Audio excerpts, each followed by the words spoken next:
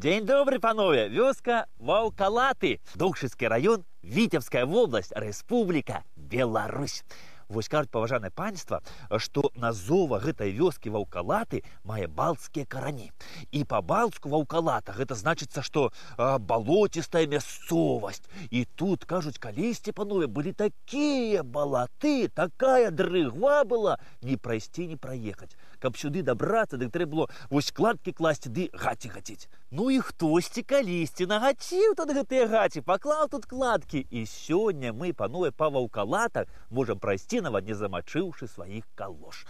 Ну дык што, пойдзем глядзець, што тут цікавага. За мной.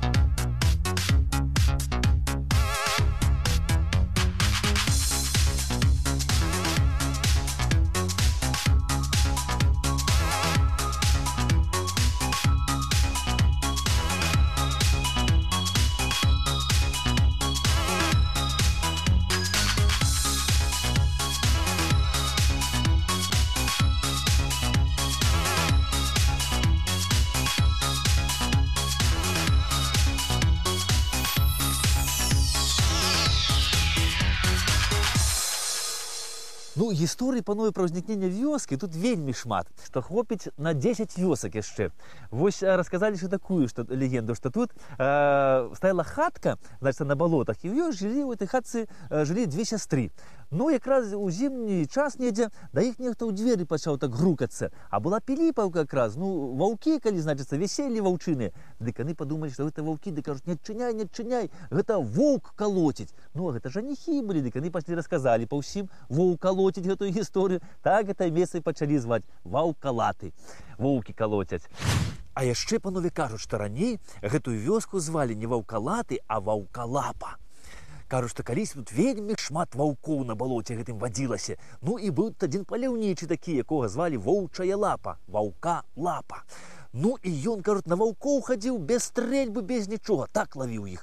І скуры людзям раздаваў. І ўсе людзі хадзілі ў гэтых воўчых скурах такіх. Ну, зімку ж холадна, воўчая скура цёпла, добра. А месца, дзе ён жыў і дзе з'явілася пазней вёсачка, пачалі называць Ваўкалапа. Ну, а пазней Ваўкалаты. Ну, панове, колькі людзей, столькі думак, столькі гісторый розных, ну, народ жа у нас творчы.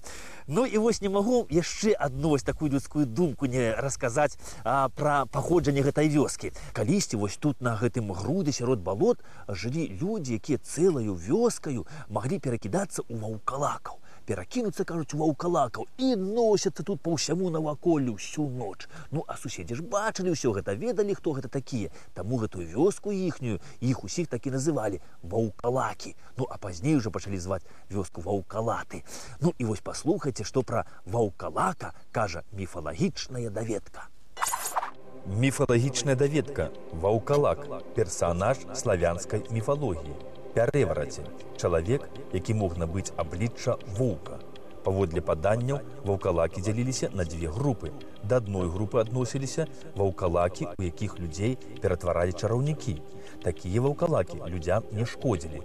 Да другой групы адносілі ваўкалак, у якіх ператвараліся самі чараўнікі.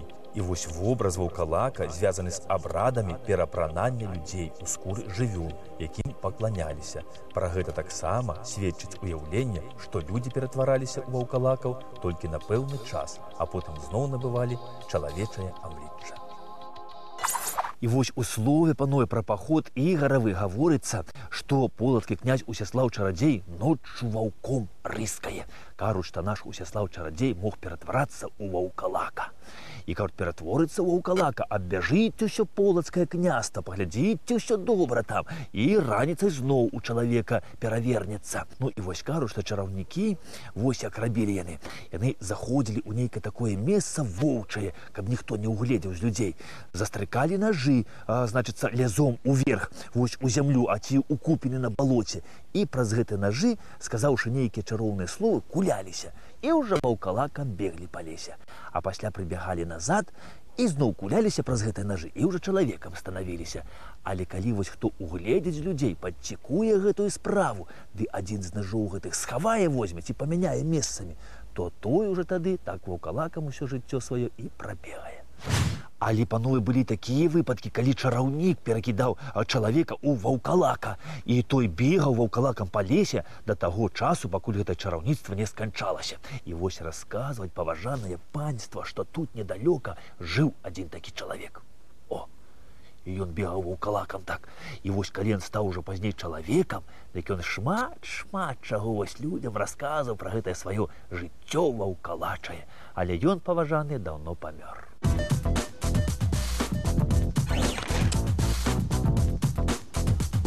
Упершыню ў летапісах, панове, вось ваўкалаты ўзгадваецца ў 1524 годзе. І была гэта ўласнасць гэтай удавы Мікалая Радзівіла Альжбеты Богдановны з роду Саковіч. Дык вось кажуць, што гэта Альжбета Богдановна яшчэ застала таго дзядзьку, што быў ваўкалакам. І магчыма нават, што ён ёй вось недзе ўзімку, там седзячы ля печы ў хаце, і расказваў пра сваё воўчае жыццё. Праўда гэта, панове, ці не, Бог яго ведае. Людзі вось мне расказваць, а я расказваю вам. Ну, а яшчэ вось людзі, панове, кажуць, што пасля смерці вось Альжбеты Богдановны гэтай ваўкалаты сталі уласнасцю яе дачкі, ну, якая была замужам за Юрыем Алелькавічем Слуцкім. Ну, а пасля ўжо іх тут уладарылі іхнія дзеці, Юрась і Соф'я Слуцкія. Ну, тут пазнейшы уладары Юрый Хаткевіч, тут гаспадары хорошыя, такія нядрэнныя былі. Ну, а вось у 17 стагоддзі, панове, ваўкалаты, гэта ўжо было мястэчка Ашмянска павета. І мястэчка гэта было уласнасцю шляхцічаў Долмат і Сайкоўскіх і гербу Прус.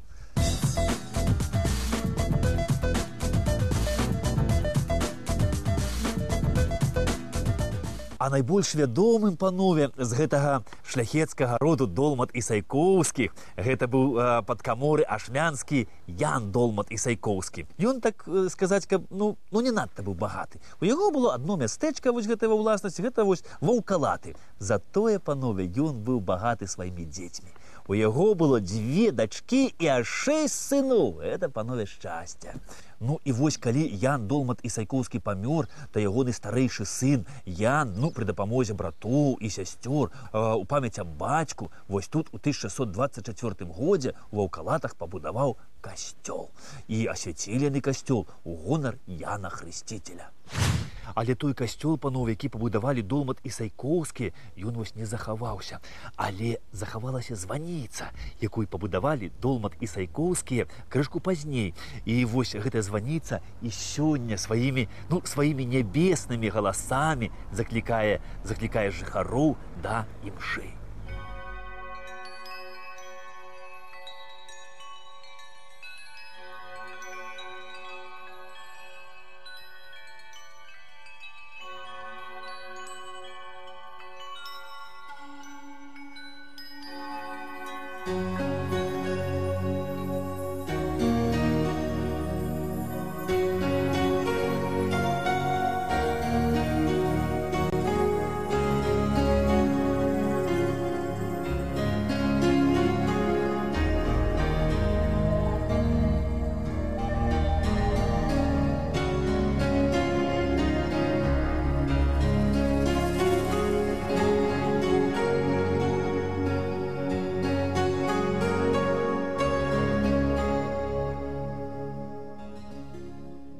Але білі ў званы тут, панове, на званіцы, не толькі заклікаючы на імшу. Тут білі ў званы патрыёты бацькаўшчыны, склікаючы на сход, калі пачалося паўстанне Тадеуша Касцюшкі. Тут білі ў званы, і калі паўстала шляхта ў 1831 годзе. Білі ў званы на гэтай званіцы, і калі нашыя хлопцы са зброяй у руках ішлі ў атрады Кастуся Каліноўскага змагацца за нашу і вашу свабоду.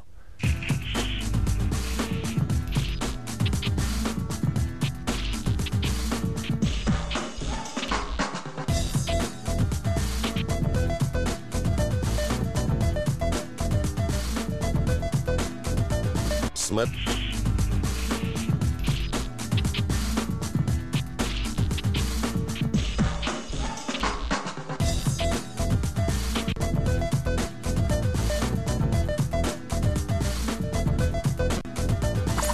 калі пачалося паўстанне Кастуся Каліноўскага, то вось тут у Аўкалатах, у касцёле ксяндзом служыў Антон Глаўдзіцкі. І вось падчас паўстання Антон Глаўдзіцкі разам з іншымі прыхажанамі пайшоў у адзін з паўстанцкіх атрадаў, які дзейнічаў вось тут у Докшыцкім раёне, а кіраваў тым атрадам паўстанцкім знакаміты скульптар Генрых Михайлович Дмахоўскі.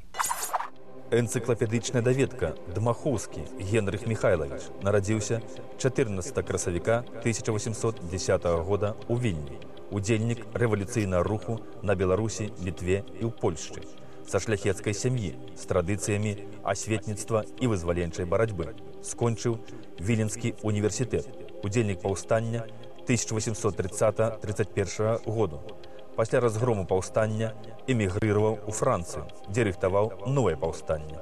З 1834 года у Галіцыі за рэвалюцыйную дзейнасць асуджаны аўстрыйскімі ўладамі на 7 гадоў турмы.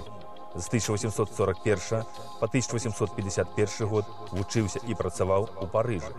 З 1861 года на радзіме стварыў у Вільні бюсты Уладзіслава Сыракомлі, статую святого Уладзіслава, бюст гісторыка Балінска, а таксама помнік Барбары Радзівіл. Удзельнічаў у падрыхтоўцы паўстання 1863 году. Паўстанскі камісар Дзісненскага павета, узначальваў асобны атрад, загінуў у баі 14 мая 1863 года пад вёскай Парэчча Докшыцкага раёна. Паўстанцы Кастуся Каліноўскага адзін да аднаго звярталіся такімі словамі: «Каго любіш, Беларусь», то ўзаемна быў адказ. І вось Беларусі пасля гэтага паўстання прыйшлося вельмі цяжка, таму што лепшых сыноў і дачок Беларусі за ўдзел у паўстанні аддалі пад смяротнае пакаранне, высылалі на катаргу ў Сібір, аддавалі ў арыштанцкія роты, а сялян за падтрымку паўстанцаў цэлымі вёскамі бралі і высылалі ў Томскую губернію. А беларускую мову пасля паўстання і наогул забаранілі, таму што царскія чыноўнікі палічылі нашу мову прадуктам паланізацыі.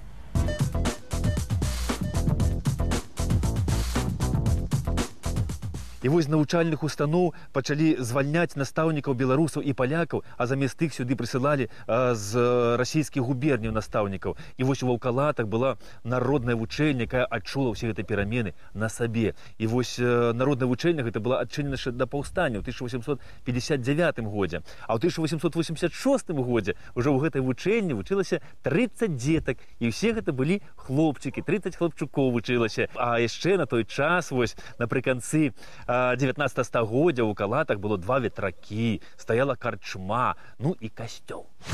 Але касцёл, панове, на той час, там быў пабудаваны ўжо новы, на тым жа старым колішнім месцы. Кажуць, што тут касцёлы былі пабудаваныя аж 3. Першы быў тут яшчэ ў 1524 годзе, закладзены, кажуць, Альжбетай, вось Богдан Радзівіл. Другі касцёл быў пабудаваны на тым месцы Долмат і Сайкоўскімі. Ну, а гэта ўжо трэці касцёл на гэтым месцы. І яго будавалі з 1884 года па 1893 год.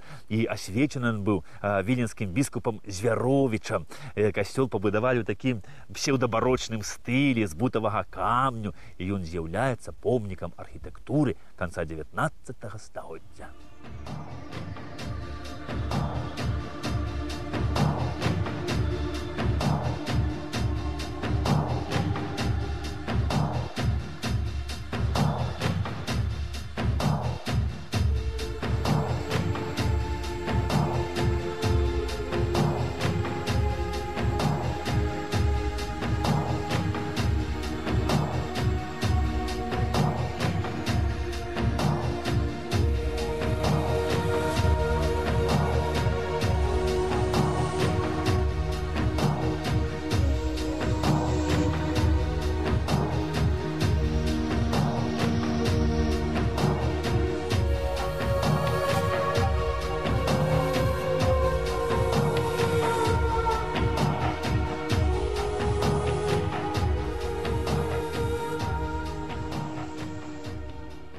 Гэты касцёл, панове, ніколі не зачыняўся. Ён дзейнічаў і за савецкім часам, хаця вось у бальшавікоў спробы былі зачыніць гэты касцёл, але прыхаджанне сваю святыню адстаялі. І вось у гэтым касцёле, дарэчы, захавалася яшчэ шмат начыння касцельнага вось таго касцёла колішня, старога, які стаяў на гэтым жа месцы, які быў пабудаваны яшчэ Толмат Ісайкоўскімі.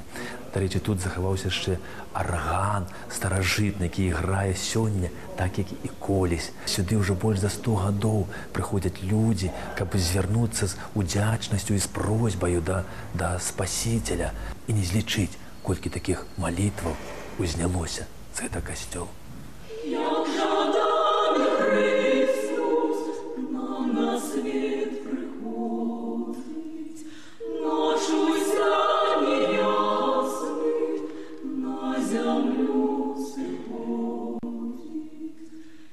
Тишатся все анёлы, до небес и спел веселый, Глория, Глория, Глория, in excelsis Deo. Пастушкам анёлы обвестили шутку, в Вифлееме житие настает тихутко. Народился там Спаситель, вся свету откупитель. Глория, Глория, Глория, in excelsis Deo. На пачатку 20-го стагоддзя, панове, вось тут у Ваўкалатах у касцёле служыў ксёндз, пра якога нават друкавалі у нашай Ніве. Адзін з жыхароў мясцовы з Ваўкалат даслаў туды ліст. І гэты жыхар, панове, магчыма, нават жыў вось у гэтай хаце. Хто яго ведае, хто такі быў? Ну і, значыцца, у гэтым лісце ён напісаў, што парафіяне незлічона радыя у тым, што да нас прыслалі ксяндза, які гаворыць па-нашаму. І гэты ксёндз Габшевіч пры сустрэчы з парафіянамі вось на вуліцы інакш не размаўляе, як толькі па-беларуску. А надрукаваны гэты ліст быў, панове, у нашай Ніве ў 1911 годзе.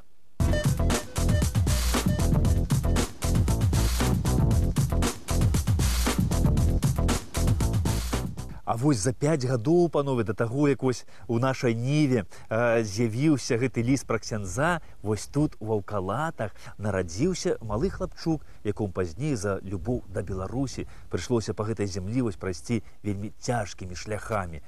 Ну, а тады ў 1906 годзе, калі нарадзіўся, то бацькі з замілаваннем глядзелі на гэта дзіцятка і ласкава яго называлі Паўлік. Ну, а калі ён вырас, то ўжо яго звалі Павел Іосіфавіч Каруза. Энцыклапедычная даведка. Каруза Павел Іосіфавіч нарадзіўся 25 лютага 1906 года ў мястэчку Ваўкалаты. Беларускі грамадска-палітычны дзяяч, этна-музыказнаўца, кампазітар. Скончыў Віленскую кансерваторыю. З 1925 года удзельнічаў у беларускім грамадска-палітычным і культурніцкім жыцці Заходняй Беларусі. У 1927 годзе старшыня Цэнтральнага камітэта беларускай хрысціянскай дэмакратыі і рэдактар яе друкаванага органа газеты «Беларуская крыніца». Неаднаразова прыцягваўся польскімі ўладамі да судовай адказнасці. Збіраў беларускі мелас, які неаднойчы выкарыстоўваў у кампазітарскай і выканаўча-харавой практыцы. Быў абраны дэпутатам у польскі сейм.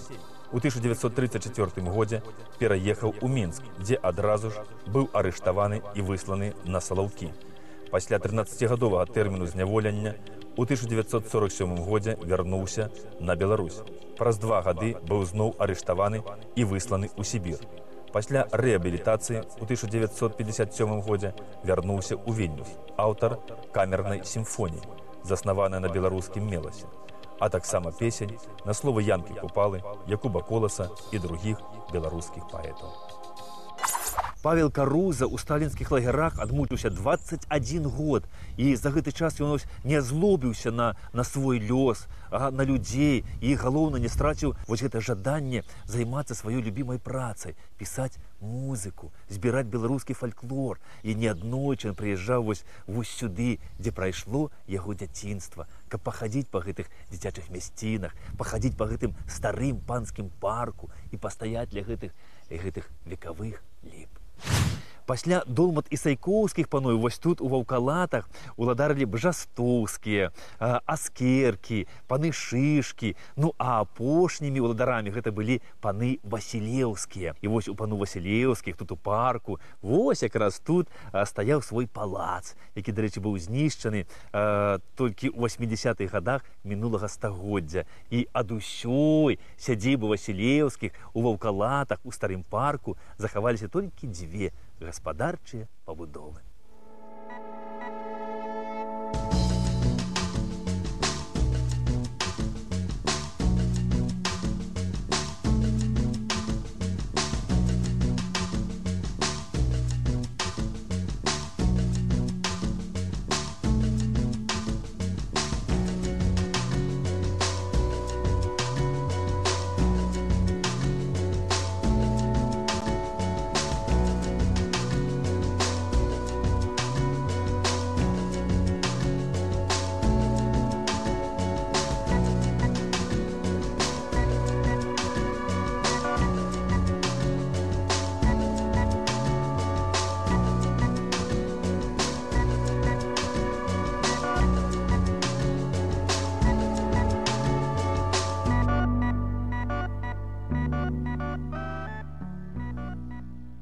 На вясковых могілках у Ваўкалатах, панове, захавалася вось гэтая каплічка старая, якая занесена ў спіс помнікаў архітэктуры пачатку 20-го стагоддзя.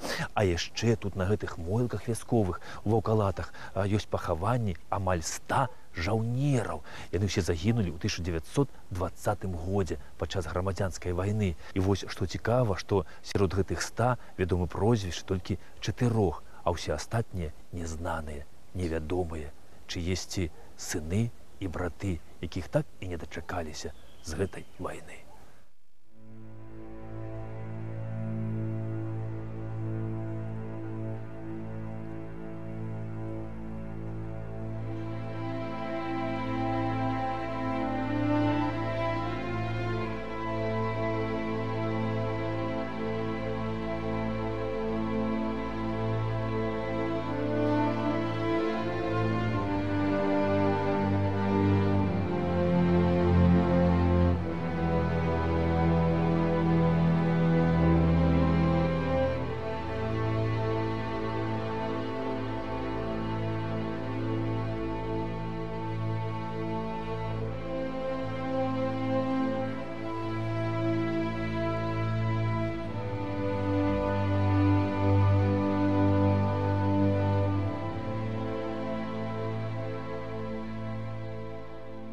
У Ваўкалатах, панове, захаваліся глінабітныя хаткі. Уяўляеце, глінабітныя хаткі – гэта вялікая рэдкасць для Беларусі. У нас на Беларусі яны амаль нідзе не сустракаюцца, ну, акрамя ўсходняга Палесся. А вось тут, на Пазёры, гэта вялікая рэдкасць. Ну, але не трэба забываць, што Ваўкалаты калісьці гэта было мястэчка.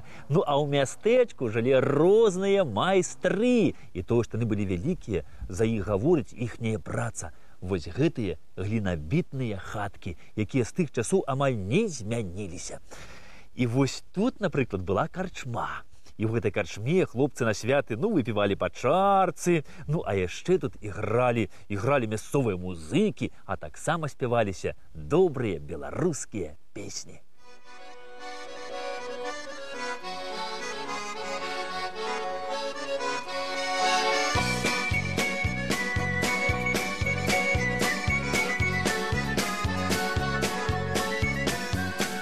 Ой, ты, Люлечка моя, як же ж ты курилась, положил я на полицу, упала, разбилась, положил я на полицу, упала, разбилась. Люлечка, дудалка, выпивалка, стукалка, сама грает, сама бьет, выпивая, стукая. Люлечка, дудалка, выпивалка, самов'є випіває, стукає.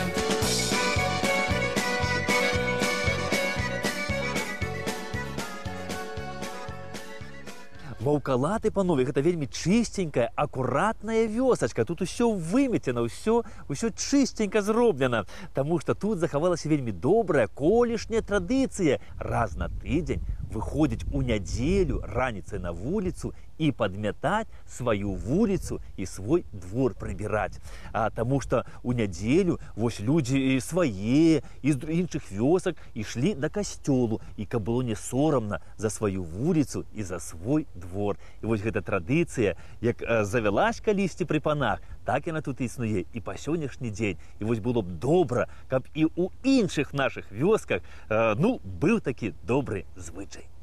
Ну вось, панове, па праваслаўным календары зараз надыходзіць Вялікдзень. Вось сёння ў суботу усе акрасяць яйкі, пякуць велікодныя булкі. А назаўтра колісь вось хадзілі па вёсках валачобнікі са сваімі ўжо велікоднымі віншаваннямі валачобнымі, з такімі вось там: «Дай Бог вам жыць у раскошы, бяды не знаць ніколі, смерць не даволі, каб багатымі былі і 100 гадоў жылі. З Вялікаднем, паважанае панства! Да пабачэння!